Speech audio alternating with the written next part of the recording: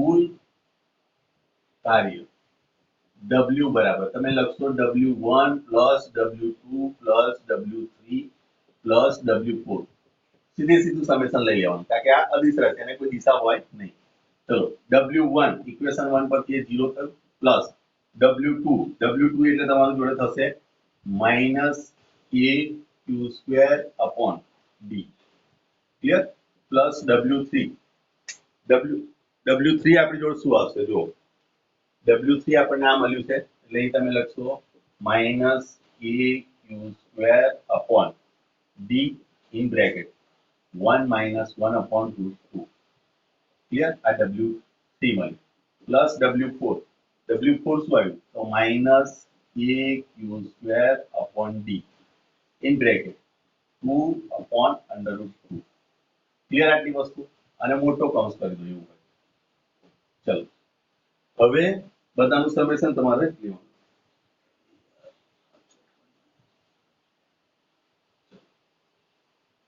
તો is equal to હવે દરેકમાં જો આ ટર્મ કોમન છે બધામાં માઇનસ વાળી ટર્મ બરાબર એને તમે બહાર કાઢી લો તો minus AQ² upon D common લીધું તો આની જગ્યાએ ખાલી રહેશે 1 પ્લસ આની જગ્યાએ રહેશે 1 minus 1 upon root 2 ક્લિયર ને plus 2 minus 1 upon root 2 clear હવે અહીં આગળ minus AQ² upon D 1 plus 1 minus 1 upon root 2 plus 2 minus 1 upon root 2 clear is equal to minus AQ² upon D આ બેનું સમેશન કરશું એટલે 2 અને આ 2 એટલે ટોટલ ક્યાં 4 માઈનસ આ 1 અને 2 એટલે માઈનસ 2 upon root 2 ક્લિયર હવે આને તમે બંનેમાંથી 2 કોમન કાઢી લો તો કોઈ ચાલશે ને નહીં કાઢો તો પણ ચાલશે જવાબ તમારો આ આવવો જોઈએ ચલો ક્લિયર તો હવે જો આટલેથી આટલો જવાબ તમારો સાચો છે પણ એને શું કર્યું છે જો આ જે વસ્તુ જે છે આને આ 2 ને એને એવું લખ્યું √2 into √2 બરાબર 2 આવું થાય જો 2⁻1 હાફ into 2⁻1 આધાર સરખા હોય તો ઘાતાંકોનો સમય એટલે 2⁻1 એટલે 2 લખાય તો એને હમણાં આ રીતે કર્યું minus AQ² upon D 4 minus √2 by √2 તો √2 કેન્સલ થઈ ગયા એટલે તમારો જવાબ આવ્યો minus AQ² upon D 4 minus √2 આ રીતે જવાબ આવે આ જવાબ બી સાચો છે તમારો કોઈ ખોટો નહીં આપે જોઈ લો આટલી વસ્તુ સમજ પડી ગઈ હવે k ની જગ્યાએ મેં અહીં મૂકી દો 1/4/epsilon0 અથવા તો k રાખશો તો બી ચાલશે આ જવાબ સાચો છે પરફેક્ટલી રીતે પરફેક્શન સાથે હેલો બોલો સમજ પડી આ તો પહેલાના જવાબમાં હેલો હા કે ના બધા ચૂપ થઈ જાય છે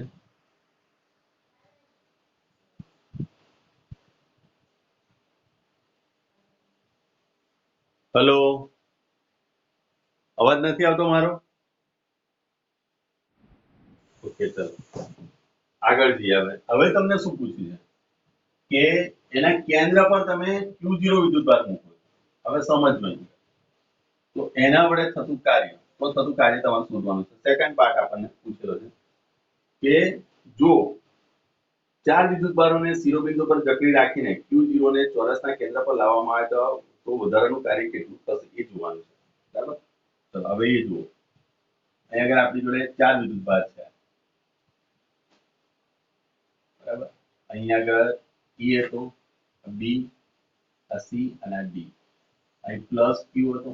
અહીં માઇનસ Q હતો અહીં પ્લસ Q અહીં માઇનસ અહીં એના સેન્ટર પર એટલે O બિંદુ પર આપણે શું લઈએ Q0 ક્લિયર ચલો તો આપણે કાર્ય W તમે U શોધો છો તો W બરાબર કોને લાવીએ છીએ આપણે Q0 ને તો Q0 બરાબર ગુણ્યા A B C અને D વડે O પાસે મળતું વિદ્યુત સ્થિતિમાન ક્લિયર ચલો Q0 V એ 0 લખાય હવે આ બે વચ્ચેનું અંતર આ દરેક માટે અંતર કેટલું રહેશે એક સરખું જ રહે અંતર તમે જોઈ શકો છો ચોરસના કેન્દ્ર પર તો આ બધા અંતરો કેવા થવાના સરખા થવાના બરાબર તો અહીંયા તમે લખી શકો છો અહીં OA બરાબર OB બરાબર OC બરાબર OD બરાબર R ધારો ક્લિયર આપણે R ધારી લીધું માટે તમે લખશો V A બરાબર O માટે આપણે લખીએ VAO O ના રિસ્પેક્ટમાં તો શું લખાશે અહીંયા કે લખશો તમે KQ/R એ રીતે VBO લખાશે -KQ/R કારણ કે માઇનસ છે એ જ રીતે VC O ની સાપેક્ષે O માટે લખવા જશો એટલે લખાશે KQ/R એ રીતે VD એ લખવા જશો એટલે શું લખાશે -KQ/R હવે તમને ખબર પડી જાય કે બે પ્લસ અને બે માઇનસ એટલે ટોટલ અસર 0 થવાની છે માટે અહીંયા તમે લખી શકો કે W Q0 અહીં KQ/R -KQ/R પ્લસ KQ/R અને માઇનસ KQ/R આ બધાની ઇફેક્ટ થવાની 0 માટે ટોટલ જવાબ તમારો આવ્યો કાર્ય 0 આ સમજ પડી ગઈ બોલો હેલો સમજ પડી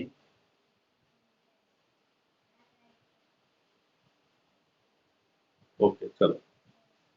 હવે એના પછીનો જે ટોપિક જે છે એ થોડોક વિચારવા જેવો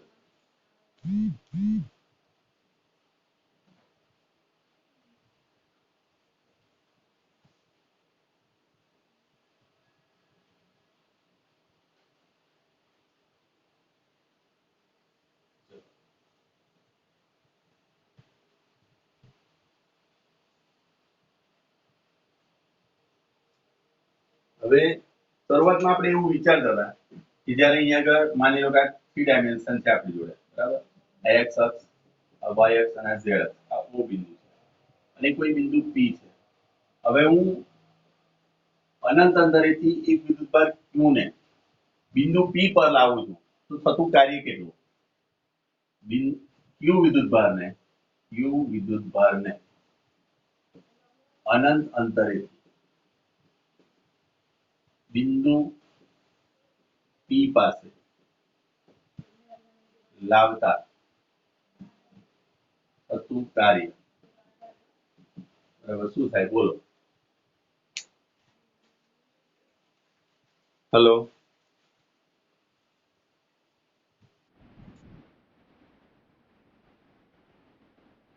એવું છે ઓકે ઓકે ચલો હવે જ્યારે તમે અનંત અંતરેથી કોઈ વિદ્યુતભારને P બિંદુ પર લાવો છો અને કોઈ પણ વિદ્યુતભાર હાજર નથી તો એનું કાર્ય હંમેશા શૂન્ય થાય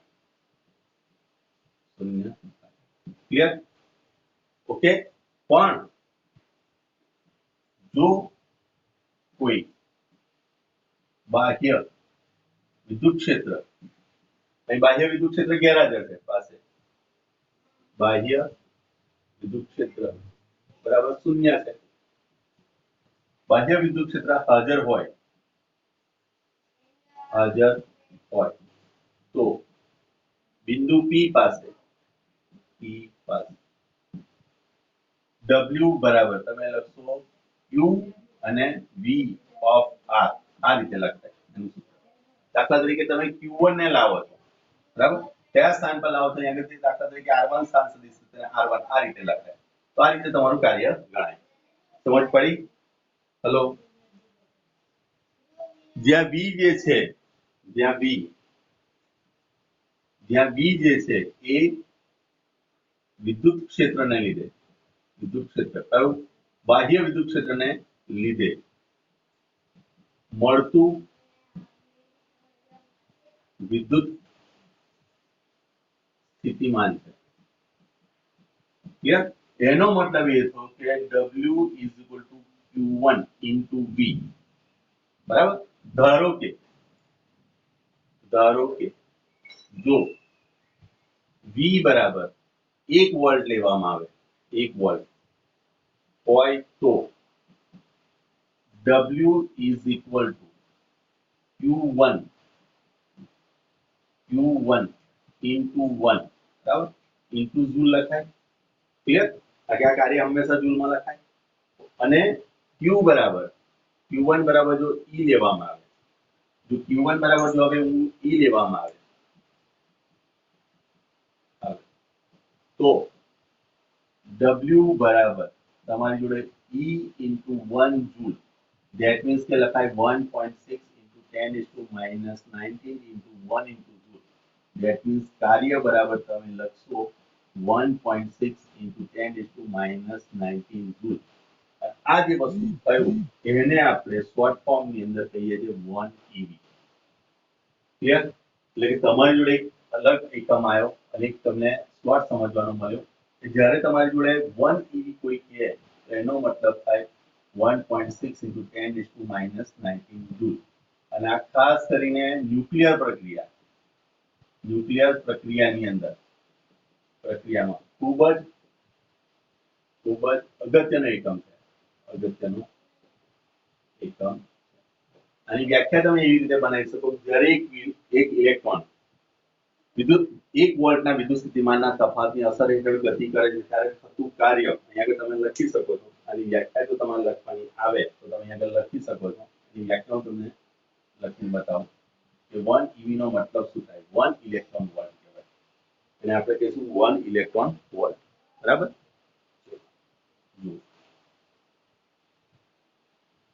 જ્યારે એક ઇલેક્ટ્રોન 1 વોલ્ટના 1 વોલ્ટ આખું લખું એટલે તમને ખ્યાલ આવે વોલ્ટના વિદ્યુત સ્થિતિમાનના તફાવતની અસર નીચે અસર હેઠળ એવો શબ્દ વાપરજો હેઠળ ગતિ કરે ત્યારે થતું કાર્ય 1 ev કહેવાય 1 ev is equal to 1.6 into 10 is to minus 19 joule એ કેવી રીતે આવ્યું તો W બરાબર તમારું સૂત્ર છે Q into V તો Q બરાબર તમે E લઈ લો E કુલમ અને V બરાબર તમારે 1 વોલ્ટ લેવાનું આ બંને તમે ભેગા કરશો હમણાં મેં સાબિત કરીને બતાવ્યું જુઓ એ ફરી વાર સાબિત કરીને બતાવું તો W is equal to E ની જગ્યાએ V Q ની જગ્યાએ V મૂકો અને આ જગ્યાએ 1 પ્લસ જૂલમાં આવશે E ની વેલ્યુ તમને ખબર છે 1.6 into 10 is to minus 19 joule પણ વ્યવહારિક દ્રષ્ટિકોણથી આપણે આ રીતે લખતા નથી પણ આ જે મૂલ્ય થયું અને 1 ev વડે દર્શાવીએ છીએ બરાબર આ યાદ રાખજો આ એકમ સાચો છે બરાબર હવે કોઈ વાર એવું પણ લે કે ભાઈ માઇક્રો ev જૂલ મિલી માઇક્રો મિલી એવા ઘણા બધા તમારા આના ઉપયોગ આવવાના ખાસ કરીને ન્યુક્લિયર પ્રક્રિયાના અંદર આનો ઉપયોગ આવશે જોઈ લો આટલું ના સમજ પડે તો મને પૂછો ડેની દાદા કોણ આવે ડેની દાદા કોણ નામ બોલો હેલો નામ શું થશે એનું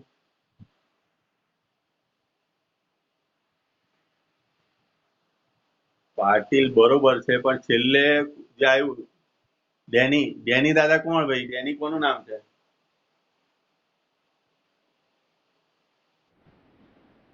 જોય જોય વેરી ગુડ ચલો જોય આવી ગયો ઓકે ચલો વાંધો નહીં જોય હા વાંધો નહીં તું હાજર એટલે બહુ છે આપણે છેલ્લી 5 મિનિટમાં હાજર થઈ જવાનું તારે બરાબર ચાલો રેકોર્ડિંગ તો તમે લોકો જોવો છો ને તો આ અહીંયા આગળ આ વસ્તુ થઈ કે 1 ev એટલે શું એને તમને સમજાયું એના પાછળના પેજ પર તમે જુઓ બાહ્ય વિદ્યુત ક્ષેત્ર તમને આપેલું હશે બાહ્ય વિદ્યુત ક્ષેત્રમાં સ્થિતિ ઉર્જા એમાં આ પેરેગ્રાફ જુઓ અહીંયા આગળ આ તમને આપેલો છે જુઓ આખો પેરેગ્રાફ અંડરલાઈન કરો આ પેરેગ્રાફ આખો અંડરલાઈન કરો આમ જુઓ અહીંથી સ્ટાર્ટ કરજો જો વિદ્યુત ભાર બરાબર આટલેથી આખું તમે લઈ લો છો છેલ્લે 1 કિલો ઇલેક્ટ્રોન વોલ્ટ એટલે શું mv એટલે શું અને g એટલે શું એ પણ આપણે જોઈ લઈએ અને ટેરા એટલે શું બરાબર કોઈ તમને એમ પૂછે કે 1 કિલો ઇલેક્ટ્રોન વોલ્ટ 1 keV તો અહીંયા કે તમારી જોડે થશે 1.6 into 10 raised to minus 19 તો ખરું ગુણ્યા કિલો એટલે 10 raised to 3 લખાય આટલા જૂલ એટલે અહીં તમારો જવાબ આવશે 1.6 into 10 આ 3 આની અંદર ઉમેરશો એટલે -16 જૂલ આ જવાબ થયો 1 કિલો ઇલેક્ટ્રોન વોલ્ટ તો એવું પૂછે 1 મેગા ઇલેક્ટ્રોન વોલ્ટ મેગા એટલે 1.6 10⁻⁹ ગુણ્યા કિલો મેગા એટલે 10⁶ લખાશે એટલે કરેક્ટ ને ચલો 1.6 into 10 આ 6 ની અંદર ઉમેરી એટલે -13 જૂલ થશે એ જ રીતે તમને પૂછે કે 1 ગીગા ઇવી તો 1.6 into 10⁻⁹ into 10⁹ ગીગાનો મતલબ થયો 9 બરાબર એટલે આનો જવાબ તમારી જોડે આવશે 1.6 into 10⁻10 જૂલ જ્યારે આવું આપેલું ત્યારે એને 1 ગીગા ઇવી કહેવાય ચલો 1 ટેરા ઇવી તો 1.6 into 10⁻⁹ into 10⁻12 લખાયા તો 12 અહીં આગળ કરી દો એટલે અહીં રહેશે 7 એટલે 1.6 10⁻⁷ જૂલ આ એકમ તમને આપેલા છે આની સાથે સાથે છેલ્લો પેરેગ્રાફ તમારા માટે સૌથી અગત્યનો છે એટલે આને ધ્યાનથી જોઈ લો બરાબર કોઈ જગ્યાએ તમને લાગતું હોય કે અહીં આગળ મને તકલીફ છે તો મને તમે કહી શકો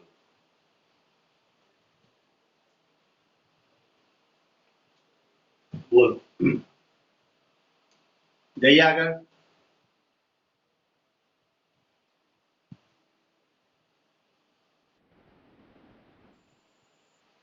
બોલ શું કહે ઓકે ચલો ફરી વાત જોઈ લો અહીં જુઓ અહીંયા આગળ આપણને શું કન્ડિશન આપી છે જુઓ કે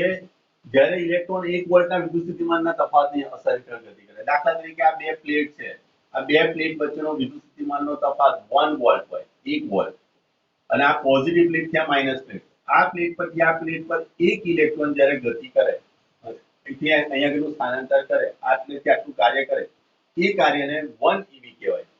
1 વોલ્ટના વિદ્યુત સ્થિતિમાનના તફાવતની અસર હેઠળ જ્યારે ઇલેક્ટ્રોન ગતિ કરે ત્યારે એના વડે થતું કાર્યને આપણે 1 ઇવી વડે દર્શાવીએ 1 ઇવી એ ન્યુક્લિયર પ્રક્રિયાનો સૌથી અગત્યનો એકમ છે કારણ કે ન્યુક્લિયર જે પ્રક્રિયાઓ થાય છે એને ઇવીમાં દર્શાવી છે એની ઉર્જા જૂલ જે ઉર્જા છે એના કરતા એને એમઈવી અથવા તો કેવી એની અંદર આપણે એઈવી માં બતાવીએ તો એની માટે તમારે ઇવી એકમ સમજવાની જરૂર હતી તો 1 ઇવી બરાબર શું લખાય તો W બરાબર Q into V તો Q બરાબર તમારે શું લેવાનું છે 1 ઇલેક્ટ્રોન એટલે કે E કુલમ લેવાય અને V બરાબર 1 વોલ્ટ એટલે E ની જગ્યાએ Q ની જગ્યાએ તમે લખશો E બરાબર અને આની જગ્યાએ વોલ્ટની જગ્યાએ લખશો 1 વોલ્ટ બરાબર આ 1 વોલ્ટ ની આની કિંમત આગળ એડ કરશો એટલે તમારો જવાબ શું આવે આ તો 1 થઈ ગયું આનું મૂલ્ય તમે જાણો 1.6 * 10⁻⁹ કુલમ પણ અહીંયા આગળ શું થયું જૂલ થઈ જશે કેવી રીતે થશે એ સમજાવી દઉં ચલો આ જૂલ કેવી રીતે થયું કોઈને સવાલ એ થાય કે ભાઈ કાર્ય જૂલમાં મપાય પણ કેવી રીતે તો જુઓ આ E આની જગ્યાએ લખશો E કુલમ ગુણ્યા 1 વોલ્ટ ચલો E કુલમ એટલે લખાય 1.6 * 10⁻⁹ કુલમ ગુણ્યા 1 વોલ્ટ વોલ્ટની વ્યાખ્યા આપણને એવું કે વોલ્ટ બરાબર શું તો જૂલ પર કુલમ કુલમ કુલમ કેન્સલ થઈ જશે એટલે આવશે તમારો 1.6 * 10⁻⁹ જૂલ આ રીતેનો એકમ બને અને એને આ જે કાર્ય થયું એને કહેવાય 1 ઇવી આ 1 ઇવી થયું કોઈ જગ્યાએ તમને કે ઇવી આપ્યું kilo volt kilo electron volt આને કહેવાય electron volt electron volt clear 1 electron volt બરાબર તો 1 ઇલેક્ટ્રોન વોલ્ટ એટલે આટલું થયું હવે કોઈ જગ્યાએ તમને કે ઇવી આપ્યું તો અહીંયા 10⁻6 કરી દો આ બંનેનું સમેશન કરો એટલે 16 આવશે એટલે મેગા કે તો અહીં 10⁻6 આવે તો અહીં 6 કરશો એટલે 13 આવશે ગીગા કે તો અહીં 9 આવશે 9 અહીં ઉમેરશો એટલે 10⁻10 અને ટેરા કહેશે ટેરા ટી છે બરાબર તો અહીંયા આગળ 12 થઈ જશે 12 થશે એટલે અહીંયા આગળ તમારો 7 આ રીતેનો કોઈક વાર તમને ઇલેક્ટ્રોન વોલ્ટ એટલે શું સમજાવો એ કદાચ 2 માર્કમાં તમને પૂછી શકે તમે કહી શકો અને કઈ રાશિ છે તો કહી શકો છો તમે આ અદિશ રાશિ છે આ કે કાર્ય છે એક પ્રકારનું ઓકે બોલો જઈએ આગળ આવે હેલો ઓકે ચાલો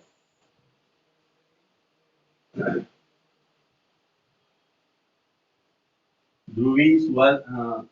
ધ્રુવી નામ યાદ રહ્યું છે પછી કોણ છે બીજું ધ્રુવી પછી કોમલ તો વાત કરે છે બરાબર પછી હેમાંગિની તમને સમજ પડી આ બધી હેમાંગિની ધ્રુવી હલો સમજ પડી તમને જે થિયરી કરાવી ઓકે ચલો એના પછી શેફાલી સમજ પડ્યા તને? શેફાલી, આસ્થા, શેફાલી ને આસ્થાનો અવાજ નથી આવતો, શું થાય છે? ચલો હવે તમને એવું પૂછ્યું બાહ્ય વિદ્યુત ક્ષેત્રમાં બે વિદ્યુતભાર તંત્રની સ્થિતિ ઊર્જા શોધો. આપણે એક સવાલ આવે બાહ્ય વિદ્યુત ક્ષેત્રમાં બે વિદ્યુતભાર તંત્રની સ્થિતિ ઊર્જા શોધો. ચલો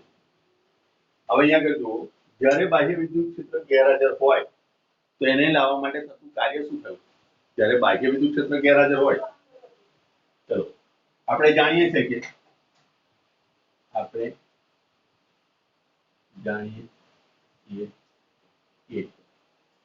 જ્યારે બાહ્ય વિદ્યુત ક્ષેત્ર ગેરહાજર હોય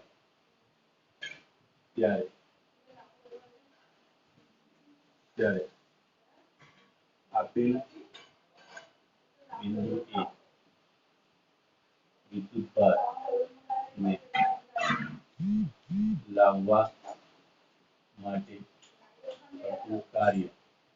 બરાબર શું લખાય? શૂન્ય. કારણ કે અહીંયા આગળ કોઈ બાહ્ય વિદ્યુત ક્ષેત્ર હાજર છે જ નહીં. પણ સપોઝ માની લો પણ જ્યારે બાહ્ય વિદ્યુત ક્ષેત્ર હાજર હોય માટે n બરાબર ચાલતી નથી માટે હાજર હોય માટે કાર્ય શૂન્ય નહીં થાય. પણ W બરાબર Q into V બરાબર ઓફ R આ લખાશે. દાખલા તરીકે પહેલા વિદ્યુતભારને લાવો છો અહીંયા આગળ બરાબર, તો અહીંયા આગળ તમે ડાયરેક્ટ અત્યારે આ રીતે લખશો QV બરાબર. ધારો કે Q1 ને R1 Q1 ને બિંદુ P પાસે કે જેનો સ્થાન સદિશ R1 છે તેની પાસે લાવતા થતું કાર્ય જેને આપણે લખીએ કે W is equal to Q1 VR1. આ સમજ પડી? જો કેવી રીતે, દાખલા તરીકે